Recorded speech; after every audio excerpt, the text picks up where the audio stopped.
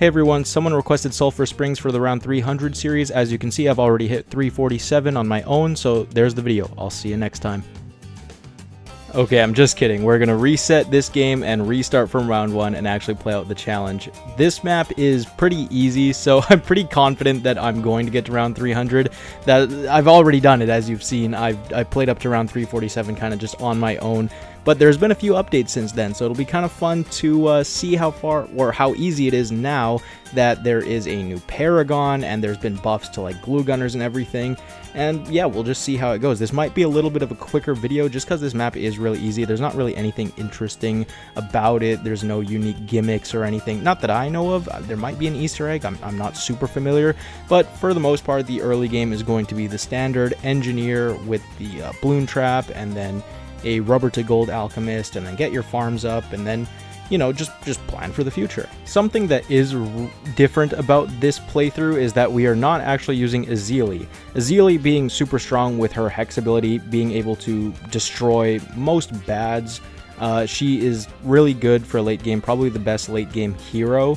But I was already playing with Geraldo, and having hit just restart, it stayed with Geraldo. So we can actually get degree 100 Paragons. So he has Paragon totems that you can buy at level 20 when he's max level, and I think it takes 21 Paragon totems to get degree 100 as long as all of the other Paragon requirements are met. And one other thing that I really like about this map, as most of you may know, the Dart Monkey Paragon is an absolute unit on this map because of the bouncing projectiles all throughout the middle of the map. You do need to have the Dart Monkeys kind of where I have them on either one of those platforms.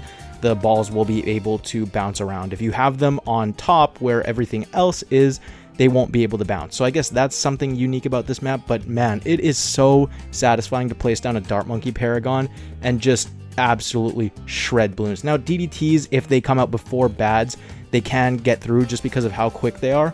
But if a bad comes out first and then everything else after it, you are almost guaranteed to beat that round just because of how many projectiles do end up coming out. You can even just see with the Juggernaut how many balls there are, and it's just so much more amplified when you have the Paragon down. So we'll just jump ahead to when I get the Dart Monkey Paragon. I get a degree 96 simply because I didn't have enough pops and I didn't really want to wait around. I had in the 30s of Paragon totems, and you can't choose how many totems to put into a Paragon, so I didn't want to waste too many. I just wanted to get it down, and degree 96 is totally fine. Like I said, this map is super easy.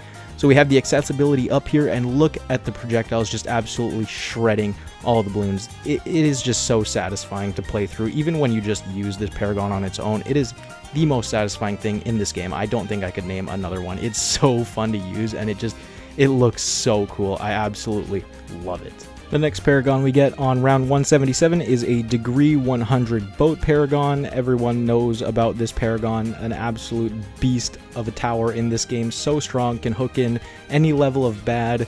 It is just, you know, you put this down tied with the Dart Monkey Paragon, you're looking at like a round 300 victory all on its lonesome. I do end up getting a VTSG. I forgot to record myself actually upgrading to it, but I did get a VTSG the round after, so I didn't hack that in, if anyone's thinking that I did that just because I didn't show me upgrading to it. Anyways, one thing I'd like to say, I would have changed my VTSG placement a little bit. I couldn't really fit a Mermonkey or anything nearby. I wanted to give it a couple more buffs, but I wasn't really able to fit things just based on how I placed it, so I probably would have changed my placement, but it didn't really matter in the end. You can see round 200 is getting absolutely shredded. The balloons are not getting far at all. They can't even clear the first bend, and we only have a VTSG, Boat Paragon, and the Dart Paragon. I say only, but I mean, it's only 3 things. Here on round 201, we finally end up getting the Ace Paragon, and that's kind of most of the damage I wanted for this playthrough. They're like really, you know, these 4 things are so strong on this map that I don't think I would have needed anything else. I do end up getting more stuff, but I don't think I would have needed anything else. Just for safekeepings, we have the degree 100 Spike Paragon on round 223. If things even end up getting that far, I really don't think they will, but if they do you really think they would get through a degree 100 Spike Paragon with all those spikes sitting in the back? I don't think so.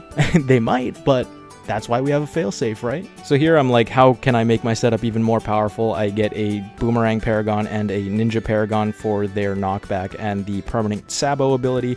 I mean, I probably shouldn't have maxed out my cash slider on the Boomerang. I didn't realize I was so low on cash, but it's a degree 49 and a degree 1.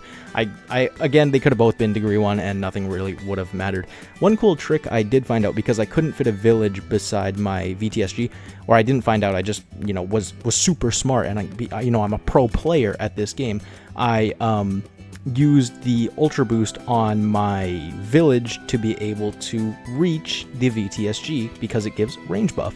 So I actually did end up getting most of the buffs I wanted aside from the Mermonkey Pierce buff, but you know, that's totally fine. So around 230 here, this is basically the final setup. We got the Embrits, we got the Relentless Glue, we got our Paragons, we got a VTSG, a Support Temple, the Glue Gunners, and a Sniper Monkey, and that's basically it. We all are also using the Top Path Village just for the damage. I'm pretty sure it did get a buff too, and you kind of basically get permanent uptime for Glue Storm. I have 2 just in case, but I think with the Energizer and the Top Path Village, you get permanent uptime on the ability, so that is fantastic. As you can see here, we are flying through the rounds. The 270s are so easy. The 280s, I don't even want to show them. And you know what? I'm so confident that we're going to beat this. I'm going to turn on auto start, and we are going to play through round 299 and 300 on autoplay. I am that confident that we are going to win. No need for the round 300 suspenseful war music. You know what? I'm guaranteeing a win for this. But as these final 2 rounds play out, I would like to kind of get on my soapbox and just express how grateful I am for the support I've recently gotten. You know, I normally upload Brawl Stars videos, and I gotta be honest, I'm kind of burnt out from playing that game, so that's not to say I'm going to completely switch over to Bloons. I will still upload on that game, but maybe just less frequently. Bloons has really gotten me a lot more support, and I'm very grateful for every comment and every person that's liked the video. It has been a little bit overwhelming. I was used to getting like 100, 200 views per video, but my Bloons videos have been getting like 1,000 to 2,000, and I've only uploaded a few, so I'm kind of gonna lean into that a little bit, and I just want to say thank you so much for that support. It's been really I don't know, motivating for me to see that kind of support. I don't really, you know, I do YouTube as a hobby. I'm not really doing this trying to look for a career or anything. It's just like I play these games, so why not try to make videos on them and have a little fun with it. But yeah, I've seen a lot of really, really nice comments, and I'm very grateful for that. And I won't go on any longer. We've beaten the challenge, so I just want to say thank you again. We'll take a final look at our setup and the damage that they've all done. The Buccaneer and the VTSG actually passing 1 billion damage, so that's amazing. They are very, very strong towers. And that's going to be it for this video. So I just want to say thank you so much for the support, thank you for watching, and I'll see you in the next one.